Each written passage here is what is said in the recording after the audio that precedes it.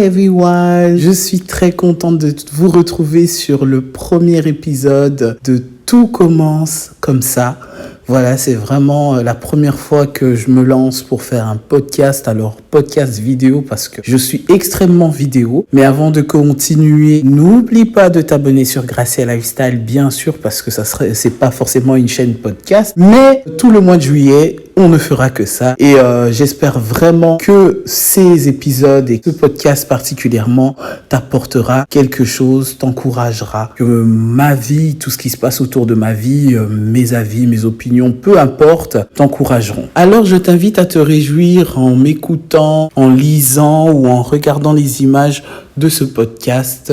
Tout commence ici. Moi, c'est Gracia. Je suis mariée au plus bel homme, le plus grand, le plus magnifique homme qui existe sur Terre, Fabrice. Et on est parents de 3 merveilleux enfants en ce moment. Ils font notre bonheur. On est très heureux. En tout cas, Dieu nous fait grâce. Voilà, donc je suis une maman pratiquement à temps plein parce que ma vie tourne énormément autour de ma famille, autour de mes enfants, malgré ma vie active et professionnelle. C'est un choix que j'ai fait depuis quelques années, ça fait pas très longtemps, mais c'est vraiment une partie de ma vie qui est importante. Dans la vie, j'ai compris quelque chose d'important, c'est vraiment que tout commence comme ça. Il y a un début, il y a une fin, surtout. Et quand bien même la fin arrive, c'est toujours un autre début qui commence. Donc la fin en soi, pour moi, n'existe pas vraiment parce qu'il y a un début après autre chose. Même s'il y a un début souvent à rien, lorsqu'on est là et que Dieu nous fait grâce d'être en vie, Dieu nous fait grâce de faire les choses, de construire les choses, d'accomplir les choses, de réaliser nos rêves. Bien souvent, tout commence comme ça. Ça commence à partir de rien. On commence à partir d'un pas en avant. Lorsqu'on avance, lorsqu'on commence, avant que les rideaux du spectacle s'ouvrent, parce que nous sommes acteurs de notre propre vie et nous ne devons pas être les spectateurs. Nous devons être des acteurs de notre propre vie avant les autres, avant la famille, avant les amis. Passons le plus de temps avec nous-mêmes. Que ce soit dans nos échecs et que ce soit aussi dans nos réussites, bien souvent grâce à nous, moi je dis souvent grâce à Dieu, que l'on arrive à faire quelque chose de sa vie. Pendant un bon moment de ma vie, c'était vraiment métro, boulot, dodo. Pendant quelques années, et je m'en plaignais pas, je trouvais que c'était normal, je trouvais que tout le monde vivait comme ça et que c'était normal. Et que dès que j'ai mes vacances, j'ai envie d'aller là où il fait beau, prendre un peu de soleil, tout ça quoi. Ensuite, il y a eu la période où il fallait rester confiné, j'ai beaucoup travaillé à la maison. En plus, accompagné avec les enfants, il y a eu tellement de personnes qui étaient tombées malades, il y a eu une réalité très terrifiante. J'ai été vraiment terrifié durant cette période comme plusieurs. Je me suis remise beaucoup en question. Et c'est exactement en ce moment-là que je me suis dit, tiens, ta vie, elle va complètement changer comme la vie de plusieurs personnes. J'ai aussi eu ma période de burn-out où je me suis renfermé sur moi-même, je voulais plus parler à personne, je faisais confiance à plus grand monde. Du coup, j'ai dû prendre le temps vraiment à me reconstruire, à demander vraiment l'aide de Dieu pour me sentir vivante. Comme Dieu ne fait pas les choses à moitié, je me suis sentie vraiment plus proche de lui en ce moment-là. Du jour au lendemain, j'ai commencé à voir les choses autrement parce qu'on ne sait pas à quel point les gens passent des étapes dans leur vie. Puis à un moment, je me disais, mais Gracia, tu passes des choses incroyables, mais de toute façon, les autres, c'est toujours meilleur. Je prenais tout le temps le fait de me comparer aux autres. Je me disais que je devrais faire ça, normalement, ma vie devrait être comme ça, normalement. Et j'étais là tout le temps à me comparer aux autres.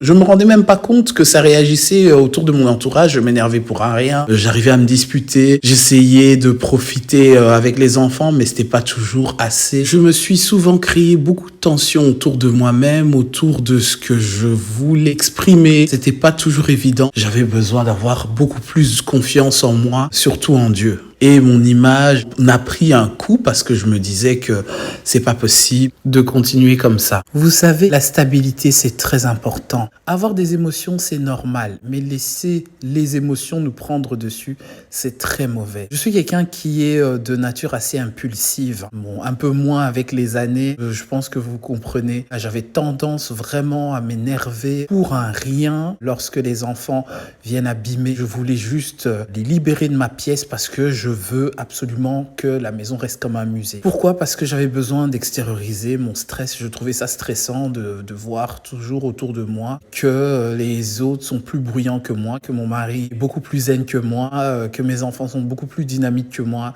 Ça me dérangeait énormément. Alors Dieu m'a aidé vraiment à renoncer à ce déséquilibre-là. Ça me perturbait énormément, ça me faisait un poids énorme dans le moral, dans le mental. C'était plus possible de vivre comme ça. Mais les bontés de l'Éternel se renouvellent chaque matin. Ce petit verset-là que j'ai gardé dans mon cœur, il a pratiquement changé ma vie dès le réveil le matin. Ça m'a reboosté. C'est vraiment cette phrase-là qui, lorsque je me réveille le matin, je me dis: lève-toi et va te battre. Lève-toi et commence ta journée et ne subis pas tes émotions. Les émotions, on peut les contrôler. Surtout lorsqu'on veut impressionner les gens. Une personne importante, on sait se contrôler. Je vous assure que lorsque je gronde mes enfants, parce que vous ne grondez pas les vôtres évidemment. Moi, c'est pas ce que je veux montrer, c'est surtout pas l'image que je veux montrer. Et même si on n'est pas parfait, certainement, je pense que les enfants ils voient nos émotions, ils les voient. Ils ressentent aussi certaines émotions qu'on a. Et c'est tout à fait normal. Dieu merci parce que j'ai appris à contrôler ma colère. Je sais que la colère est une émotion forte et compliquée, difficile à vivre.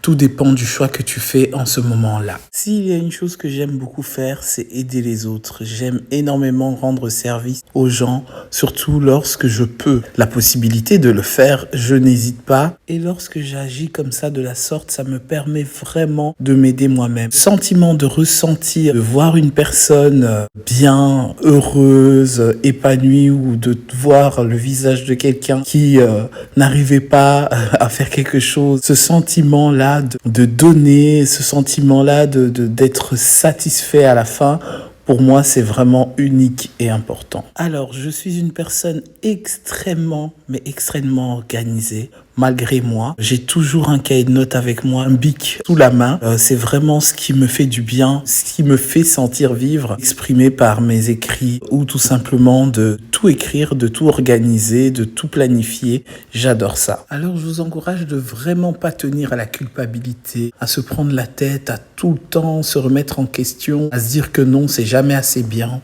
Puis de toute façon, les choses ne vont pas toujours dans le sens qu'on le souhaite, mais c'est normal parce que la vie, on passe notre temps à faire un marathon, on veut avancer dans la vie et je pense que c'est important d'avoir de l'endurance dans des moments difficiles, dans les moments où ça ne va pas. C'est là que tout commence, c'est là qu'on apprend à grandir, c'est là que les choses évoluent. On va beaucoup plus loin lorsque les choses vont mal, lorsque on se sent mal, on n'arrive plus à se gérer, lorsque l'émotion nous écrase. Et je voudrais vraiment t'encourager. Si en ce moment tout semble flou, tu ne sais pas mettre les mots sur ce que tu ressens ou sur ce que tu vis parce que c'est trop dur, maîtrise tes mauvaises émotions. Maîtrise aussi tes bonnes émotions parce que parfois, lorsqu'on déborde de bonheur, on peut faire aussi des dégâts, ça arrive, on prend aussi des décisions parce que voilà, on pense qu'on a trop confiance. Mais surtout, la chose que j'ai comprise dans la vie, il faut faire preuve de résilience. La résilience, c'est vraiment quelque chose qui m'a sauvé, qui me sauve. À faire preuve de maturité, ça fait du bien. Être mature, ça ne veut pas dire ne pas avoir de vie. Ça fait partie de la vie, tout simplement. Vous savez, s'il y a une chose que j'essaye surtout à garder dans ma vie, c'est l'équilibre avec l'aide de Dieu. Parce que sans lui, franchement, je n'y arriverai pas. Je fais en sorte vraiment que ma foi devienne de plus en plus grande. C'est pas toujours évident avec tout ce qui nous entoure. Et on prend pas toujours le temps de se poser des questions lorsque ça ne va pas, lorsque c'est nous-mêmes le problème. On se rend pas compte souvent de la chance qu'on a, des bonnes choses qu'on vit et de prendre les choses simples comme des enfants, de vivre le jour, de comprendre qu'il y a des jours meilleurs, il y a des jours moins bien et que c'est normal. De ne pas vivre en fonction de tout ce qui se passe autour de nous, en fonction des circonstances, de l'actualité, surtout des réactions qu'on fait face à une circonstance, face à une situation, d'avoir la maîtrise de soi. Je pense pas que c'est quelque chose, ce ne sont pas des choses qui sont acquises, mais ce sont des choses qui se travaillent au quotidien, comme être bien avec soi-même, trouver le bonheur, être de bonne humeur, créer l'ambiance autour de soi, avoir confiance en soi, se sentir bien avec les gens qu'on rencontre, qu'on fréquente, surtout avec ceux qu'on aime. Par-dessus tout, de chercher la paix du cœur. Alors apprenons à faire la part de choses, déjà pour notre bien et aussi pour le bien de notre entourage. C'est important d'avoir des bonnes valeurs, c'est important de partager des bonnes vibes, des ondes positives, de se sentir bien. Alors sur ces mots, j'espère que tu te sentiras bien après ce podcast et retrouve-moi dans l'épisode 2.